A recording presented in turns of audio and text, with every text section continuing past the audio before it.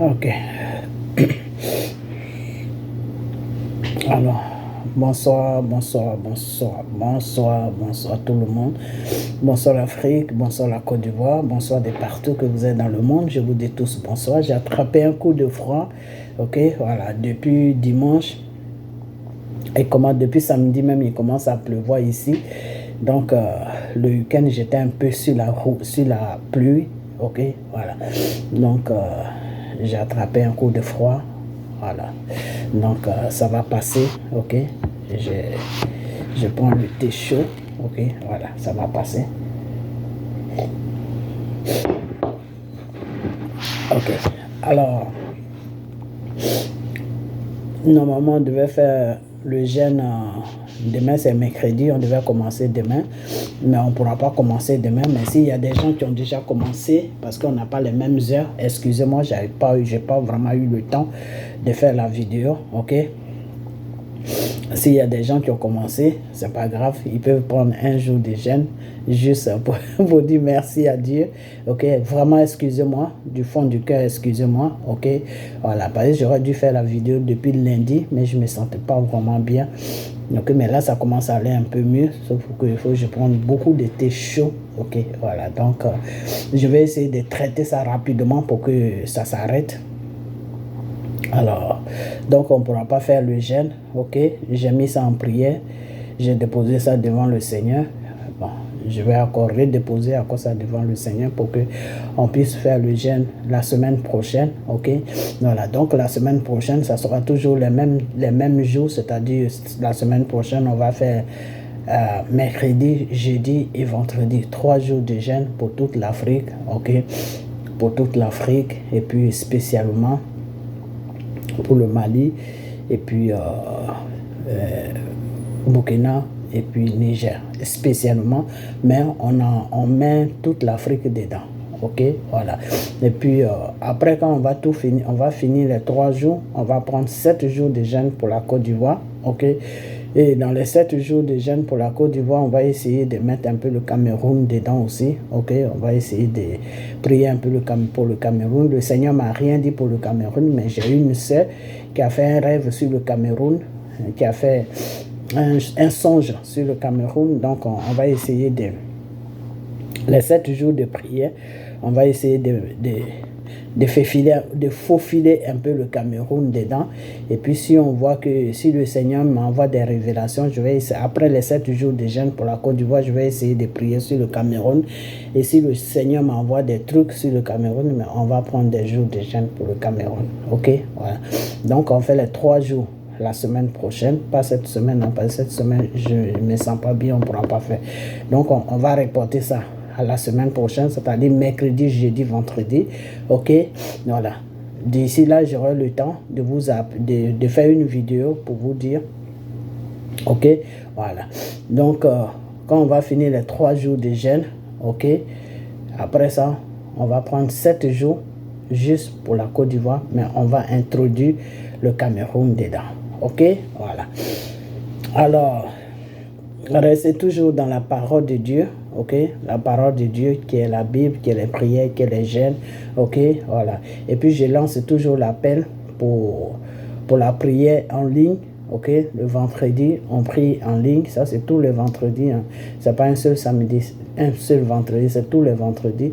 Tous les vendredis, on rentre en ligne.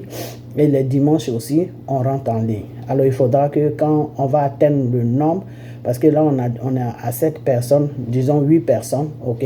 Il y a une personne qui est venue. Donc là, on a 8 personnes.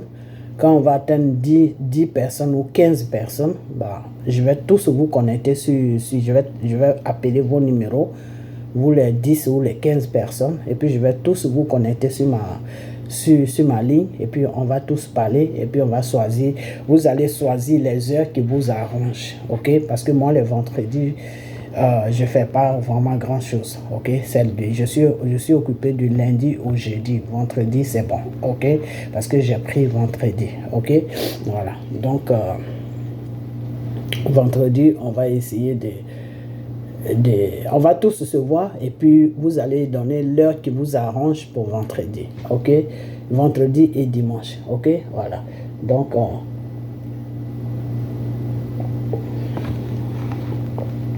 C'est toujours dans la parole de Dieu.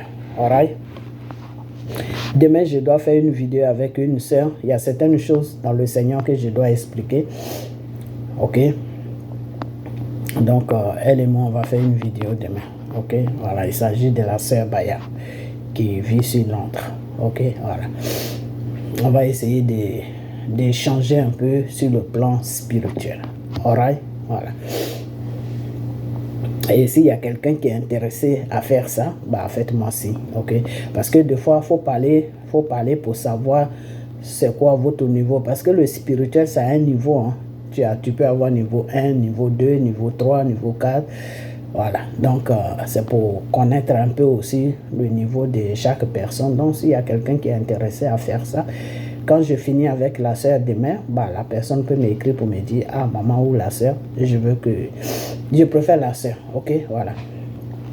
La sœur, je veux aussi faire un débat avec toi, mais c'est des débats qu'on ne vous voit pas, hein. On entend juste vos voix, mais on ne vous voit pas, c'est moi qu'on voit, ok, oui, parce que j'ai pas envie de vous afficher sur les réseaux sociaux, ok, voilà, donc c'est des débats où on ne voit personne, même le groupe de prière, ça sera pas sur les réseaux sociaux, ça sera un truc privé, ok, voilà. Seulement, je lance l'appel sur les réseaux sociaux parce que il y a certaines personnes qui sont intéressées, qui aimeraient bien faire ça. C'est pour ça que je lance l'appel. Sinon, je connais beaucoup de personnes qui m'appellent. J'aurais pu les parler au téléphone et puis on allait faire ça, mais peut-être qu'il y a des gens qui sont intéressés à faire ça. C'est pour ça que je lance ça dans la vidéo. Ok, voilà. Donc, restez toujours dans la parole de Dieu, comme je disais, et restez toujours accrochés à notre Père, le Seigneur Jésus, le Tout-Puissant. Ok, voilà. Alors, je me sens pas bien, mais j'ai vu une vidéo. Ok, j'ai vu une vidéo, il faut que je réponde à ça parce que j'ai comme l'impression que les Ivoiriens, ils ne sont pas vraiment conscients. Il est temps maintenant que les Ivoiriens soient conscients parce que on n'est pas dans un amusement. Voilà, les libérations de l'Afrique, c'est pas un amusement. Donc, surtout la Côte d'Ivoire, ce n'est pas un amusement, mais j'ai comme l'impression que ce peuple-là joue beaucoup. Voilà. Je vous ai toujours dit que le peuple de Côte d'Ivoire est comme le peuple d'Israël. Ils ont la même histoire. Ok? Parce que c'est en Israël, le peuple d'Israël, c'est un peuple que Dieu aime beaucoup. C'est un peuple que Dieu a choisi. Ok? Mais c'est un peuple aussi qui n'écoute pas le Seigneur. Ok, voilà. Le peuple de Côte d'Ivoire aussi, c'est un peuple que Dieu a choisi sur le continent africain. Ok, mais ce peuple-là n'écoute pas Dieu. Ce peuple-là ne suit pas Dieu. Ce peuple-là suit plus le mal que Dieu. Ok, ça c'est le peuple de Côte d'Ivoire. Hein? Ok, voilà. Et vous savez pourquoi le Seigneur avait laissé le peuple d'Israël dans le désert pendant 40 ans? Parce que ce peuple-là ne l'écoutait pas. C'était juste pour ça. Hein? C'était une leçon que Dieu voulait leur donner. Mais finalement, ils n'ont pas compris la leçon, donc il était obligé de les faire rentrer. Ceux qui sont restés vivants, il était obligé de les amener à la nouvelle terre promise. Ok, voilà. Donc, le problème de la Côte d'Ivoire, c'est vraiment sérieux. C'est sérieux. Et puis bon, ces frères-là que j'ai parlé d'eux, s'ils ont mal pris ça, qu'ils m'excusent, mais j'ai pas aimé la méthode de la façon qu'ils sont venus vers moi. J'ai pas aimé ça, voilà. Et moi, quand j'aime pas quelque chose, je préfère te le dire en même temps. Si tu l'acceptes, il n'y a pas de problème. On efface tout et puis on fait un nouveau départ. Bah, si tu veux plus me parler ou si tu te mets dans ton coin, il n'y a pas de problème. Ok? Voilà, mais seulement, c'est une façon de dire que j'ai pas aimé ça. Voilà, parce que tu connais pas quelqu'un. Quand tu parles avec quelqu'un, il faut qu'il y ait un minimum de respect. Je te respecte, tu dois me respecter. Tu dois amener des gens vers moi pour parler de quelque chose. Tu dois d'abord demander mon avis, me mettre au courant, et puis c'est ma décision, je te donne, et puis tu le fais. Ok, voilà. À l'heure où tu m'appelles, on n'a pas les mêmes heures, et tu sais pas si je suis avec mon mari ou tu sais pas comment je suis, et puis voilà, tu débarques et le téléphone, la communication se coupe et tu débarques avec des gens sur la ligne. J'ai pas aimé ça, ok, voilà, parce que je te respecte, tu dois me respecter. Je parle du frère chose Ben, il s'appelle Ben, ok, voilà.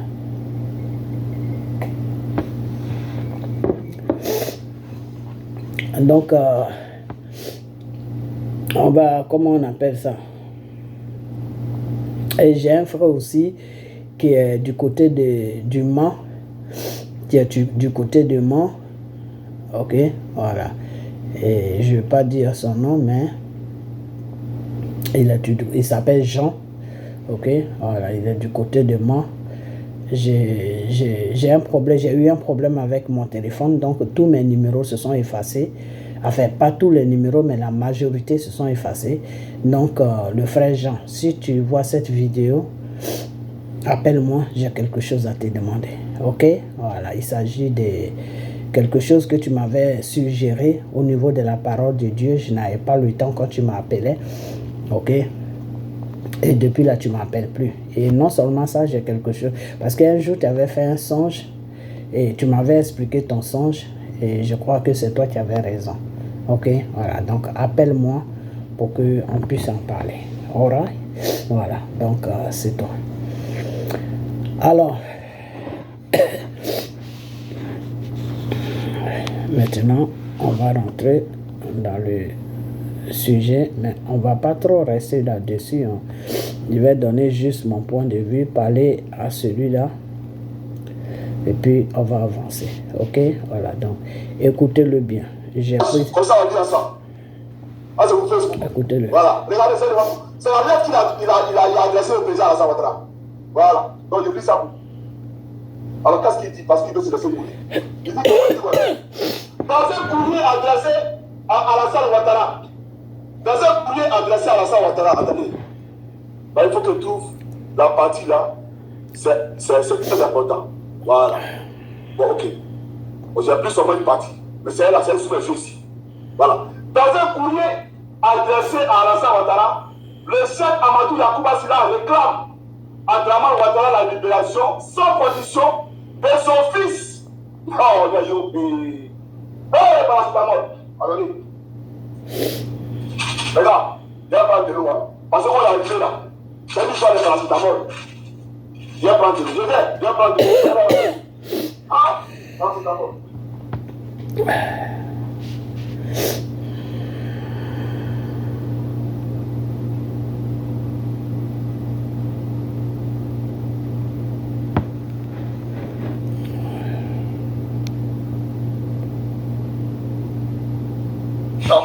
Partagez, chers camarades. Je ne voulais pas que sa voix rentre dedans. Parce que j'ai cherché la vidéo jusqu'à je ne l'ai pas trouvée. Je n'ai pas trouvé la vidéo. Peut-être que ce que je peux faire.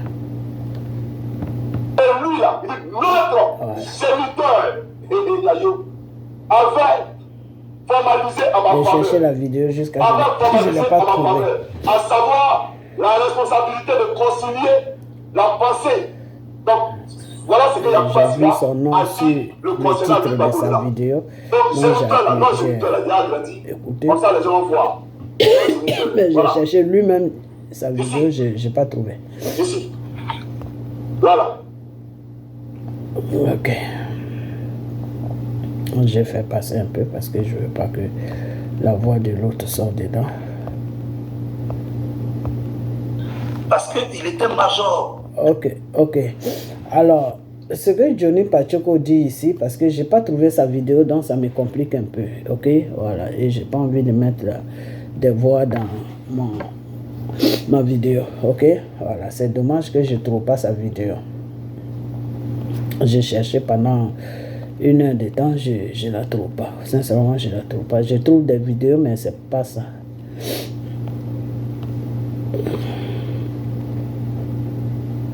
Non, c'est pas ça. Non, c'est pas ça. Je la cherche. Vous savez, des fois les vidéos, c'est comme ça. Hein. Quand tu cherches, tu ne trouves pas. Quand tu ne la cherches pas, c'est là où tu vas la trouver. Alors que j'ai tellement trop de choses à faire.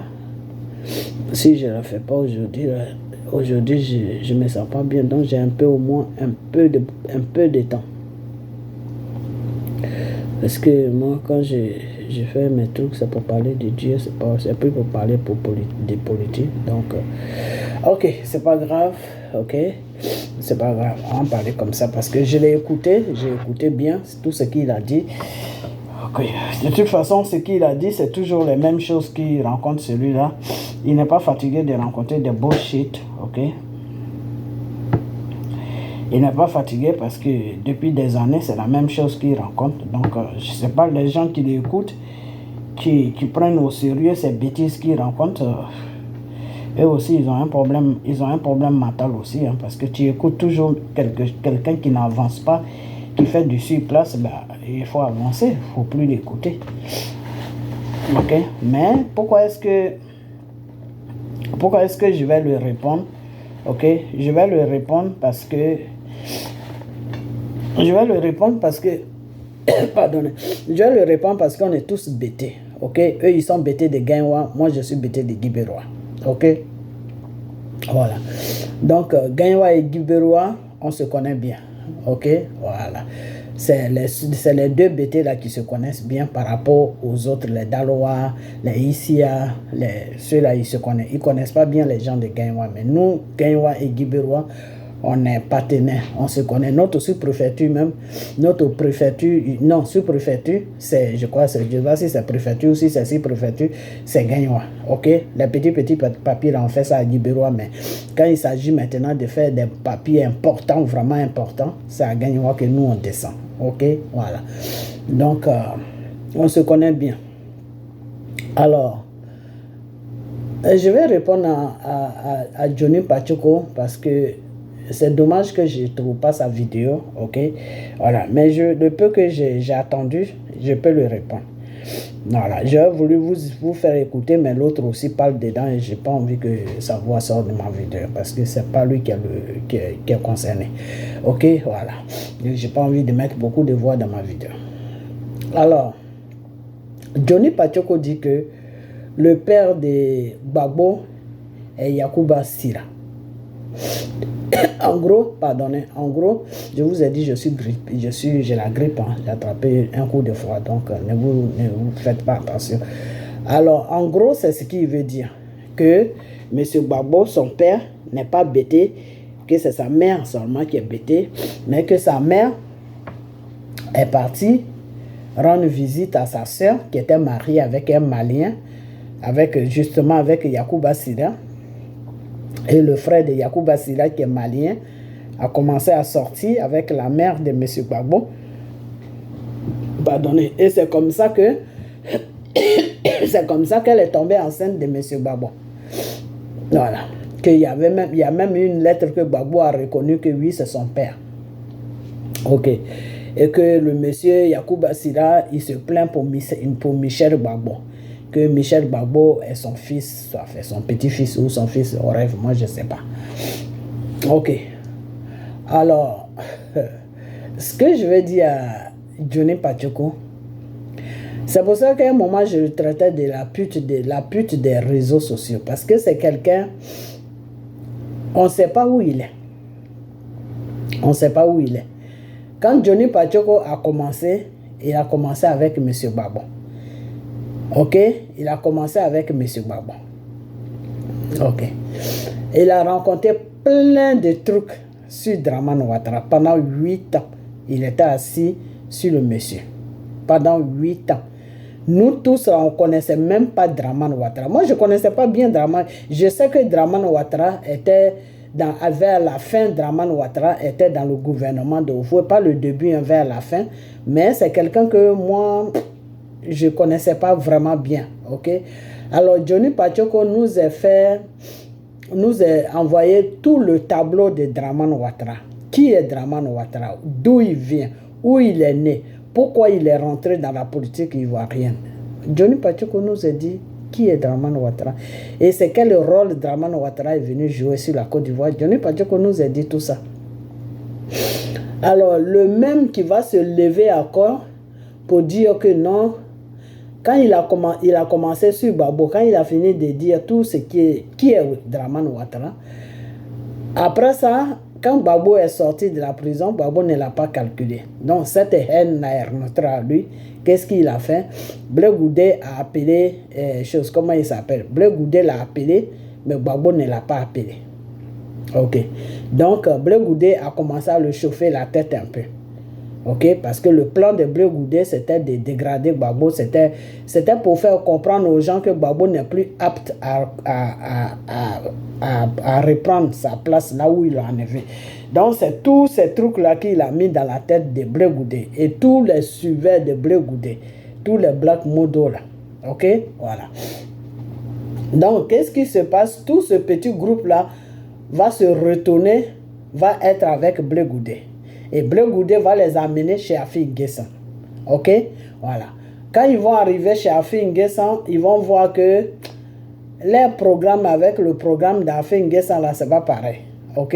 Ils vont déserter là-bas. Ils vont partir où à quoi? Ils vont commencer à rentrer maintenant dans l'équipe de Draman Ouattara. La personne qui l'a insulté pendant 8 ans, il va commencer maintenant à aller s'agenouiller devant lui. Ok? Pour lui demander pardon, pour lui dire que je vais te défendre. La même chose que je disais sur toi quand je défendais Gbagbo, je vais renverser la situation. La même chose, je vais dire ça sur Gbagbo. Ok. Draman Ouattara n'a pas le temps de Johnny Pachoko parce que Draman Ouattara, c'est quelqu'un, vous savez quoi? Les Burkinabés, ce n'est pas des gens avec lesquels il faut jouer. Ok, voilà. Les Burkinabés, ils ont des principes. Soit tu es honnête, il est honnête avec toi, ou soit tu l'as trahi. S'il a besoin de toi, il va jouer le jeu, mais il ne sera jamais honnête avec toi. Les Burkinabés, c'est comme ça, ils sont. Donc, quand Draman a compris, ceux qui sont autour de Draman, ils ont dit, mais c'est une bonne affaire. Si le même qui t'a sali, si le même encore vient vers nous pour dire que aujourd'hui, il va faire le travail pour te laver de tous les mensonges, de tout ce qu'il a dit sur toi, plutôt, excusez-moi, de tout ce qu'il a dit sur toi, mais c'est une bonne occasion, ok? Mais Draman, lui, n'était pas trop chaud, ok? Il n'était pas trop chaud pour tout cela parce que Draman, c'est quelqu'un, il a ses principes, ok? Voilà. Donc, ceux qui sont autour de Draman, ils ont dit à Draman que non, il faut laisser, nous, on va gérer la situation.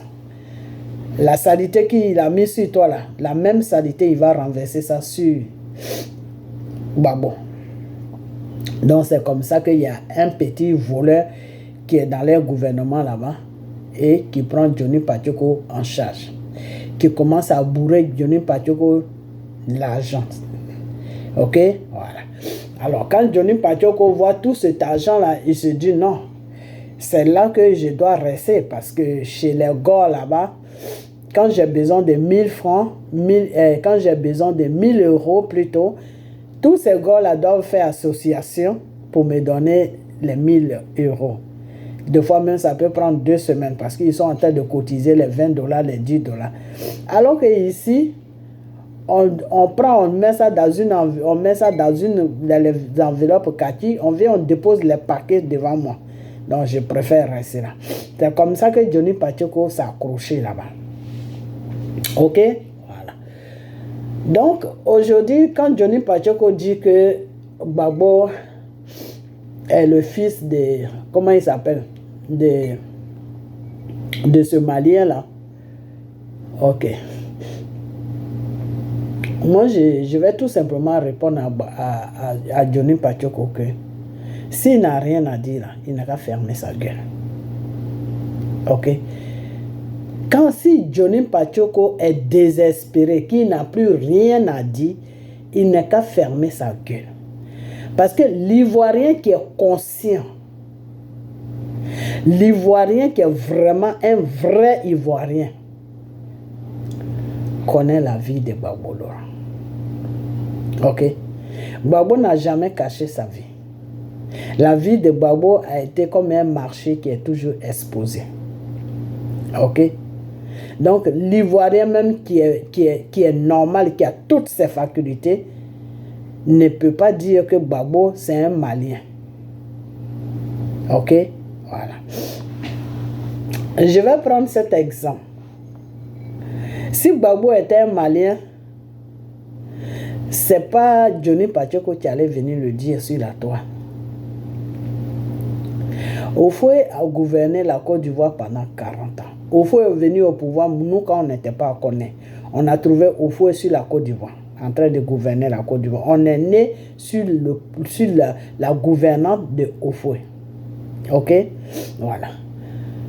Le seul opposant que nous, on a connu en Côte d'Ivoire et on a vu de notre propres yeux quand on avait 5 ans, 10 ans et qu'on courait dans toutes les petites rues de Treichville avec nos petits caleçons, il s'appelle M. Laurent Gbagbo. Ok? Voilà. Et ce Laurent Gbagbo là, Oufoué avait des partisans. Et les partisans de Oufoué là, parmi les partisans de Oufoué, le propre enfant de mon père, celui avec qui je suis de même père là, qui porte le même nom que moi là. Mais il a changé de nom à cause politique là. Ok? Il est dans le parti politique de Oufoué qui s'appelle le PDC. Ok? Voilà. Oufoué les a pris quand ils étaient jeunes. Pour que cette jeunesse-là rentre dans PDCI. Quand mon frère est rentré dans PDCI, il n'avait même pas encore 30 ans. C'est dans PDCI qu'il a commencé à mûrir, à grandir. Ok? Voilà. Donc, il a commencé à servir le PDCI. Et Oufoué avait un système qui est que, quand il a confiance à toi, et qu'il sait que tu protèges son pouvoir, que tu prends son pouvoir au sérieux, ok? Tous les moyens que tu vas demander là, Oufoué va te donner ça sans problème. Ok? Voilà. Le seul opposant de Oufoué s'appelait Gbagbo Laurent. Oufoué n'a jamais eu d'opposant sur la Côte d'Ivoire. Le seul opposant de Oufoué, c'était Gbagbo. Ok? Parce que Oufoué a fait de sorte d'éliminer tous ses opposants. Donc, le seul opposant là, c'était Gbagbo. Et Gbagbo même l'a échappé. Parce qu'il ne s'attendait pas à Gbagbo. Et Gbagbo, ça atterrit devant lui. Ok? Ok. Donc, quand Gbagbo a commencé à faire la politique, Oufoué ne laissait pas le temps à Gbagbo de faire sa politique. Et donc, la politique de Gbagbo partait dans les cités universitaires. C'est là-bas qu'il faisait sa révolution avec les étudiants. Ok? Parce que Gbagbo ne pouvait même pas passer dans une télé même pour s'exprimer. Quand il passait dans une télé pour s'exprimer, c'était en cachette. C'était pas publiquement. Ok? Voilà. Donc, ce Oufoué-là a engagé des gens. Quand Gbagbo va en France là-bas, ces gens sont à la trousse de Gbagbo. Et mon propre grand frère, de même père, mais pas même père, était l'opposant chien même de Gbagbo. C'est-à-dire, lui et Gbagbo, quand ils commencent là, tu vas dire non, ces deux-là, ils vont se couper aujourd'hui. C'est-à-dire, quand les deux commencent là, toi-même, tu t'éloignes. Parce que tu te dis, non, ça là, si je ne m'éloigne pas là, c'est la police qui va terminer ici là. Ok? Et ce frère-là, il faisait des réunions dans sa maison. Donc, nous, à cette époque, quand il nous a fait partir sur la France, on était dans sa maison. Des fois, quand il faisait des réunions, c'était au salon. Donc, on est dans la chambre, mais quand tu es enfant, que tu es dans la chambre, là, tu vas faire des va-et-vient, tu vas passer, tu vas venir, Donc, et puis, eux, quand ils faisaient les réunions, ils ne parlaient pas doucement. Donc, ils criaient. Donc, même si tu es dans la chambre, tu peux attendre. Parce que sa femme sortait tous les 2 heures, je dis tous les 2 heures, toutes les 2 minutes pour dire doucement, il y a les voisins, doucement, il y a les voisins. Ok? Voilà. Et pour te dire que mon frère n'habitait pas n'importe quel quartier. Je sais pourquoi je fais tout ce tour. Mon frère n'habitait pas n'importe quel quartier en France. Il habitait le 16e. Le quartier 16e dans le temps de Chirac, je dis Chirac, dans le temps de Giscard d'Estaing. Oh, qu'est-ce que j'ai encore? Dans le temps de Mitterrand, là. Le quartier, parce que bon, moi, il est venu me chercher en Côte d'Ivoire. Hein. Donc, lui, il était là-bas même depuis au temps de Giscard d'Estaing. Je parle de mon frère. Ok, moi, je suis rentré là-bas un an après le mandat de Giscard d'Estaing est fini. Et puis, on est rentré dans le mandat de Chirac. Je dis Chirac, de Mitterrand. Ok? Donc, Mitterrand a fait 14 ans de pouvoir. Parce qu'il a fait ses 2 mandats. Et dans le temps, c'était 7 ans, 7 ans. Ok? Voilà. Donc, Mitterrand, à l'époque de Mitterrand, là, le 16e et le 17e, c'était des quartiers où le noir ne pouvait pas habiter. C'était que des blancs, parce que les maisons étaient très chères, très très chères. Quand tu habites là-bas, c'est que tu es l'enfant d'un président ou tu es l'enfant d'un ministre, même tu es un enfant de directeur, même tu ne peux pas habiter là-bas. Parce que la maison seulement, dans le temps, hein, quand c'était le français, quand c'était le franc français, là, la maison seulement peut te coûter 3000 francs CFA. 3000 francs CFA. Non, 3000 francs français. Ok? Et dans le temps, avant que l'euro ne vienne, le franc français aussi était lourd. C'était vraiment lourd. Ok? Voilà. Donc, mon frère avait pris une balèze maison là-bas. Ok? Et dans l'immeuble où on habitait, on était les seuls noirs. Tout le reste, c'était des blancs. Ok? Voilà. Et qui payait ça? C'était Oufoué qui payait la maison. C'était pas mon frère qui payait la maison. Dans le temps, quand Oufoué te met au beurre de cette manière, ça veut dire que tu n'es pas un politicien même. Tu es un agent secret de Oufoué. Donc mon frère, il se faisait passer pour un politicien, mais il était plus qu'un politicien. Ok? Voilà. Donc, il ravageait tous les cartons de BT là. À Djibiroa, que ce soit à Djibiroa, que ce soit à Gagnoua. Mon frère faisait le tour là-bas. Il connaissait des gens qui étaient cachés dans le secret. Parce qu'il lui fallait des renseignements sur Babon. Mon frère a lutté avec Babo jusqu'à ce que Oufoué rentre dedans et que Oufoué meurt. Ok?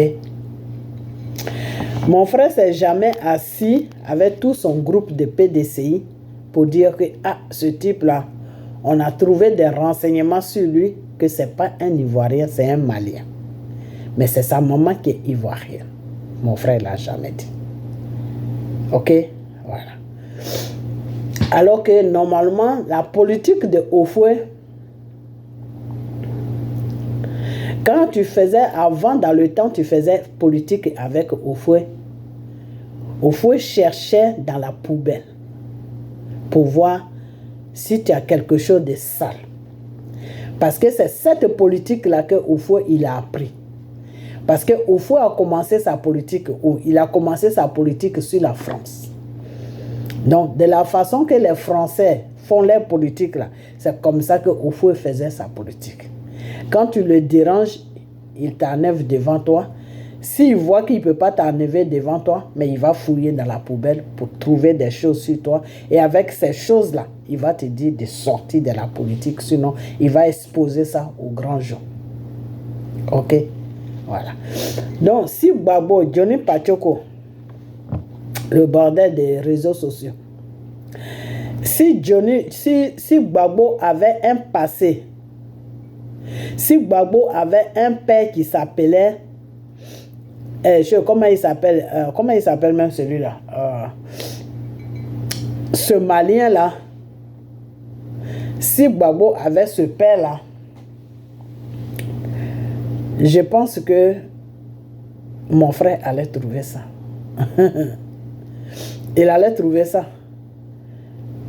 Parce que au temps de Oufoué là, les gens qui travaillaient avec Oufoué dans le temps, là, pour avoir un renseignement, c'était 2 minutes chez eux parce que Oufoué leur donnait suffisamment de moyens. Donc, eux aussi, à leur tour, ils donnaient suffisamment de moyens aux gens pour avoir des renseignements. Donc, le BT, là, quand tu le coinces et puis tu lui donnes l'argent, là, et qu'il sait qu'il a vraiment dans le besoin, là, mais il va te dire toute la vérité. Surtout un villageois, il va te dire qu'est-ce qui se passe dans le village. Et c'est comme ça que mon frère faisait sa politique. C'est-à-dire, 2 fois, il partait derrière les villageois, là. Il leur donnait de l'argent. Et ces villageois-là lui donnaient tous les secrets de tous les gens qui étaient dans le village et qui s'intéressaient à la politique de Oufoué. Ok? Donc, Oufoué avait le dessus de chaque personne. Donc, quand tu te lèves et qu'il sait que ce qu'il a sur toi, là, ça ne peut pas te salir pour que tu quittes dans la politique, bah, en même temps, on ne parle plus de toi. Quand ils vont te rendre visite, là, on ne parle plus de toi. Il y a eu beaucoup de politiciens au niveau des Gagnois qui ont été éliminés comme ça. C'est pour ça aujourd'hui, il n'y a pas beaucoup de politiciens à Gagnois. Parce qu'à Gagnois, il y avait beaucoup de politiciens. Ceux-mêmes qui se sont plus investis dans la politique, là, dans le temps, hein, quand nous, on était petites, là, c'était BT de Gagnois et BT de Dalois. Mais tout ça, là, Oufoué les a tous ramassés. C'est ceux qui partaient dans la direction de Oufoué qui sont restés. Sinon, tous ceux qui ne partaient pas dans sa direction, là, il les ramassait ou il exposait des choses sur eux. Donc, comme eux, ils ne voulaient pas qu'on les salit, bah, ils enlevaient les mains dans la politique. Et puis, ils partaient à leurs occupations. Ils partaient à d'autres occupations. OK? Voilà. Donc, quand tu dis que ce grand malien-là, qui a eu beaucoup, qui a fait même qu'il y avait de transport même en Côte d'Ivoire. Parce que ce monsieur-là, c'est lui qui a occupé tout le territoire ivoirien avec ses cas. Hein? OK? C'est lui qui occupait tout le territoire ivoirien avec ses cas. OK? Voilà. Donc, c'est pas quelqu'un qui était caché. Donc, si vraiment que Babo était son fils,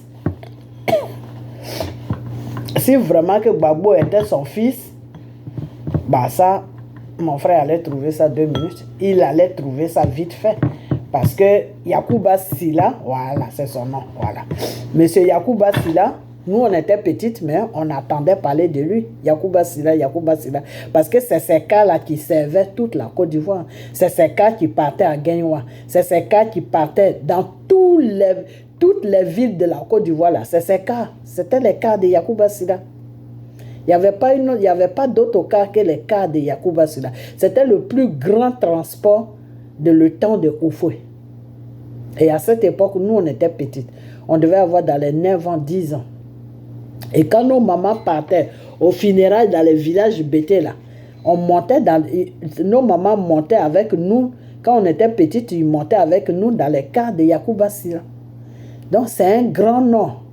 C'est quelqu'un qui a occupé vraiment au niveau économie, au niveau commercial, il a occupé vraiment une grande place sur le plan de la Côte d'Ivoire. OK? Voilà. Donc, ce monsieur-là, il était même ami avec Oufoué Boigny. Je ne sais pas si tu sais ça. Demande à ton Draman que tu défends là, il va te dire. Je ne sais pas si lui aussi il sait ça parce que Draman est venu un peu en retard sur la Côte d'Ivoire. OK? Yacouba Silla était un ami à Oufoué. Pas un ami, mais je vais te dire une chose, Johnny Pachoko, parce que tu ne connais rien et tu ouvres ta bouche. C'est ça qui m'énerve chez toi des fois. Tu ne connais rien. Tu es nul. Ta tête là, c'est vide. C'est pipi qui est dans ta tête. OK? Parce que Yacouba Silla là, c'est lui qui avait le transport de la Côte d'Ivoire en main. Quand tu vas à Yamoussoukro, tu prends Yacouba Sira. Tu vas à Gagnoua, tu prends Yacouba Sira. Tu vas à Bouaké, tu prends Yacouba Sira. Tous ces cas-là étaient dispersés dans toute la Côte d'Ivoire. C'est lui seul qui avait tout le transport. Donc, quelqu'un comme ça, là, tu vas me dire qu'Oufoué ne le connaissait pas. Tu vas me dire qu'Oufoué ne le connaissait pas. Oufoué le connaissait. Parce que Yacouba Sira a été un grand homme sur la Côte d'Ivoire. Un grand commerçant sur la Côte d'Ivoire. Ok? Voilà. Donc, Oufoué, la politique qu'il faisait avec les gens du Nord, tu sais, c'était quoi? C'est pour ça que je t'ai dit que Oufoué le connaissait très bien. Ok? Parce que la politique que Oufoué faisait sur les gens du Nord, tu sais que c'était quelle politique que Oufoué faisait? Oufoué avait ouvert une banque uniquement pour les gens du Nord. Donc, il disait à ces gens du Nord, là, les enfants du Nord, ceux qui voulaient ouvrir des magasins, ceux qui voulaient vendre au marché, ceux qui voulaient faire les petits transports qui va, on dit à Bobo, à Djamé, des trucs comme ça, là. Ceux qui voulaient faire les petits commerces, tout, pour ne pas déranger Oufoué, tous ceux qui devaient faire commerce, là, il y avait un représentant qui représentait cette banque et il devait aller voir cette personne, donner certains documents que Oufoué demandait. Ok? Et puis, on leur donnait la somme qu'eux, ils voulaient et puis, ils faisaient leur commerce. C'est pour cela qu'au temps de Oufoué, les gens du Nord étaient plus dans le commerce. Il n'y avait pas de politiciens qui étaient dans... il n'y avait pas les gens du Nord ne s'intéressaient pas à la politique. Pourquoi? Parce que Oufoué avait tourné leurs pensées dans le commerce. Ok? Donc, si Oufoué a créé une banque pour financer les gens du Nord pour s'investir dans le commerce, ce n'est pas Yacouba Sira que Oufoué ne peut pas connaître. Oufoué le connaissait très bien. Ok? Voilà. Donc, s'il était le père de M. Babo, ou si son frère était le père de M. Babo, mais Oufoué pouvait l'approcher facilement pour lui dire que bon, l'enfant là qui est en train de me fatiguer là, non, tu es son père. Ok. Voilà, moi je te donne tel milliard. Tu vas me donner tous les renseignements que tu as sur lui. Et puis je vais l'exposer et il va sortir dans la politique parce qu'il me fatigue. C'est ce que Oufoué faisait. Oufoué faisait la même politique que la France. Parce qu'aujourd'hui, pourquoi il y a des guignols à la tête de nos différents pays? Pourquoi il y a des marionnettes à la tête de nos différents pays qui ne travaillent pas pour le peuple, qui travaillent pour la France et pour eux-mêmes et qui flattent la population en faisant des ponts même si tu marches dessus et puis tu te retrouves par terre? Pourquoi? Parce que la France, avant de te nommer, avant de te déposer sur un pays pour te dire que tu es président de ce pays-là, ils vont te pousser dans la saleté. Si tu étais un homme propre, que tu avais les mains propres là, ils vont t'obliger à faire quelque chose qui n'est pas bon. Et cette chose-là, si tu le fais, ils vont prendre maintenant cette chose, avec cette chose-là, ils vont te faire du chantage. Et cette chose, ils ne te font pas du chantage dans le vide, hein, non. Et tu es photographié, ta voix est dedans, tout est dedans. Donc, même si tu leur dis non, je ne veux plus travailler pour vous, je veux travailler pour la population, ils vont appuyer sur le truc. Et puis toi-même, tu attends ta propre voix. Ou ils vont t'amener des images où ils t'ont poussé à tuer toi-même ta propre population. Ok? Donc, la France, quand la France te met sur un pouvoir, il faut te dire que ils ont des choses. C'est ça qu'on appelle les casseroles. Ça veut dire que tu trembattes des casseroles derrière toi. Donc, le jour que tu ne veux pas les servir, là, ils vont te dire, bon, comme tu ne veux pas nous servir, on va déposer tes casseroles aux yeux de tout le monde. Et puis, les gens vont voir qui tu es. Et si tu ne veux pas ça, ben, tu es obligé de travailler pour eux. Ok? Le type qui a, je crois si c'est Tchad ou si c'est où là, que son père était sur le front, son père partait sur le front pour combattre les djihadistes là. Et puis le monsieur a pris une balle là-bas qui l'a tué. Et aujourd'hui, ils ont mis son fils à sa place. Vous savez ce qui s'est passé?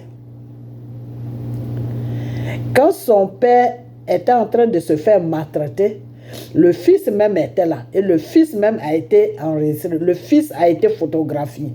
Donc le fils là où il est là, il veut ou il veut pas, il va servir la France. Parce que la France a des documents sur lui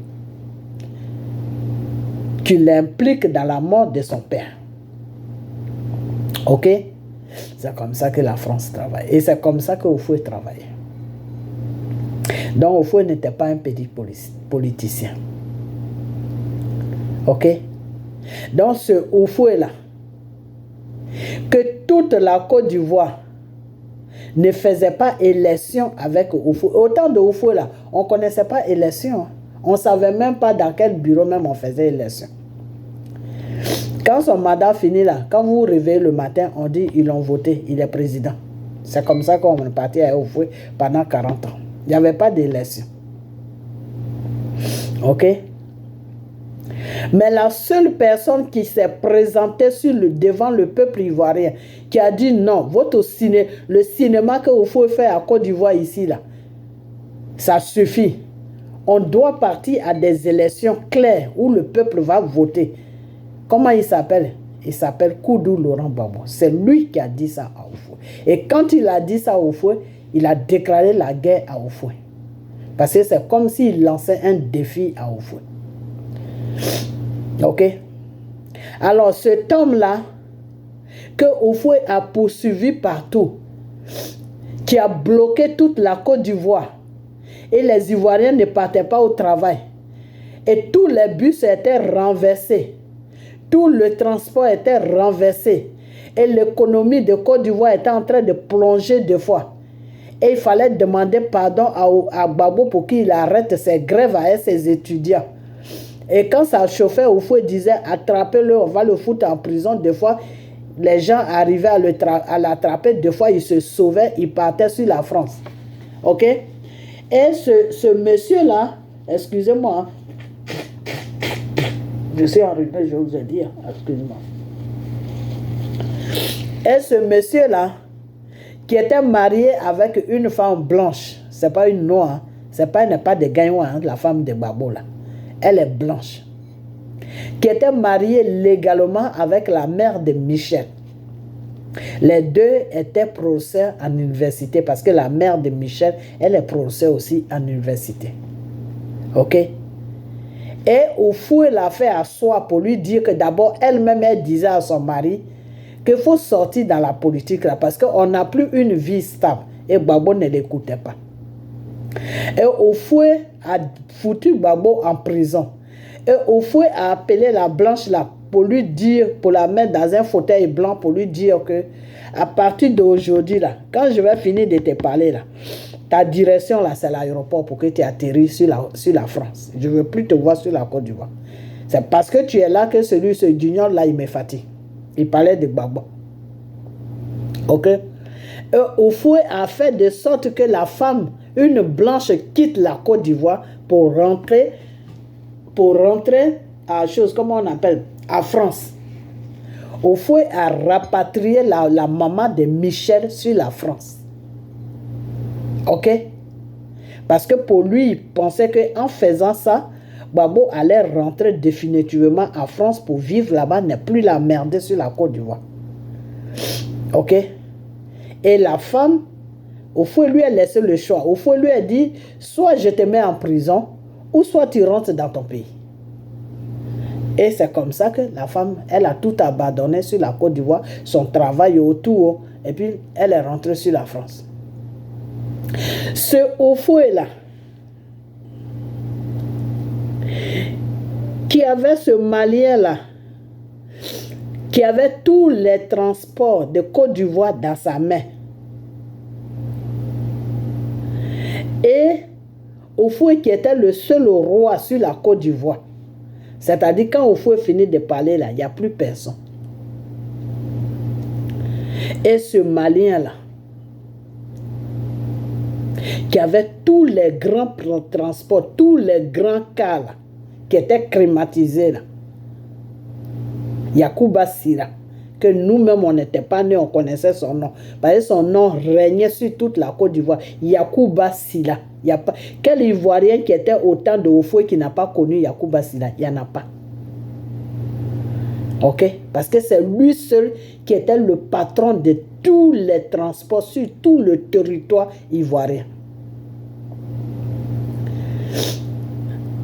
Donc cet homme-là, c'est lui qui va être le père de Gbagbo. Et puis Houphouët va rester là comme ça, et puis il ne réagit pas. Mais il y a longtemps, Houphouët a ménagé, il y a longtemps, Houphouët a menacé Yacouba Sira pour lui dire tous tes transports là. Si tu ne me dis pas tous les secrets sur ce monsieur-là qui est ton enfant-là, si tu ne me dis pas, tu ne me donnes pas toutes les preuves pour que ce type-là sorte de ma politique-là, tous tes transports-là, je vais les bloquer. Tu ne vas plus faire transport en Côte d'Ivoire ici. Houphouët pouvait dire ça à Yacouba Sira. Parce qu'avant Houphouët, là, il était un demi-dieu sur la Côte d'Ivoire. Quand Houphouët finit de parler, là, il n'y a plus personne. Tous les alpha blondis, là, c'est Houphouët qui les a lancés. Et puis aujourd'hui, ils sont alpha blondis. Tous les Meoué, là, c'est Houphouët qui les a lancés. Et puis aujourd'hui, ils sont des Meoué. Tous les Aïcha connaît, les choses, comment on appelle, les reines Pélagie, là, c'est Houphouët qui les a lancés. Et puis ils ont eu un nom sur le plan international. Ok? Tous les choses, comment on appelle, les Kofi Olomide, là, tous ces gens-là, pour qu'ils aient un nom sur le plan mondial, là, il fallait qu'ils viennent en Côte d'Ivoire. Eux tous, ils avaient des passeports ivoiriens. Parce que dans le temps, là, avec la politique de Houphouët, là, il n'y avait pas de visa pour aller en France. Quand tu as le passeport ivoirien, là, tu achètes ton billet, tu rentres en France. Il n'y a pas de visa.